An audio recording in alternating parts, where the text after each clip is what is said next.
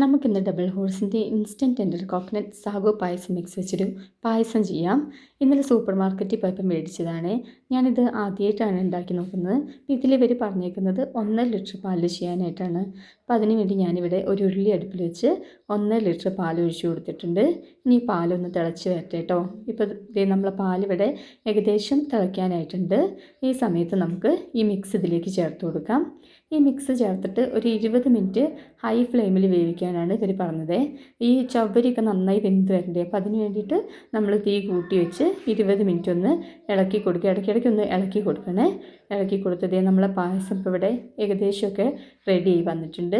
ഈ സമയം നമുക്കിതിലേക്ക് നട്ട്സും കിസ്മിസും വറുത്തിട്ട് കൊടുക്കാം കേട്ടോ. ഇതൊന്നും ഇതിൻ്റെ കൂടെ ഉണ്ടാവില്ല മിക്സിൽ. അപ്പം ഞാനിതേ ഇവിടെ നെയ്യ് ഒഴിച്ച് നട്ട്സും കിസ്മിസൊക്കെ വറുത്തിടുന്നുണ്ട്. നല്ല ബ്രൗൺ കളറായി കഴിയുമ്പം നമുക്കിത് ഈ പായസത്തിലേക്ക് ചേർത്ത് കൊടുക്കാം കേട്ടോ. ഇത് നല്ല ടേസ്റ്റാണ്. ഇവർ പറയുന്നത് ഇത് ചേർത്തതിന് ശേഷം 20 മിനിറ്റ് നമ്മൾ അടച്ചു വയ്ക്കുക. 20 മിനിറ്റ് കഴിഞ്ഞിട്ട് നമുക്കിത് സെർവ് ചെയ്യാം. പിന്നെ ഫ്രിഡ്ജിൽ വെച്ച് തിളപ്പിച്ച് കഴിക്കുമ്പം കുറച്ചുകൂടെ ടേസ്റ്റാണെന്നാണ് പറയുന്നത്. കരിക്കിൻ്റെ ടേസ്റ്റൊക്കെ ഇഷ്ടപ്പെടുന്നവർക്ക് എന്തായാലും ഈ പായസം ഇഷ്ടപ്പെടും കേട്ടോ. നിങ്ങൾ എന്തായാലും ഈ ഓണത്തിന് ഒന്ന് ട്രൈ ചെയ്ത് നോക്കുക. ഒരു വെറൈറ്റി പായസമല്ലേ. അപ്പം എൻ്റെ ചാനൽ ആദ്യമായിട്ട് കാണുന്നവർ ഒന്ന് സബ്സ്ക്രൈബ് ചെയ്യുക, ലൈക്ക് ചെയ്യുക, ഷെയർ ചെയ്യുക. Okay, by.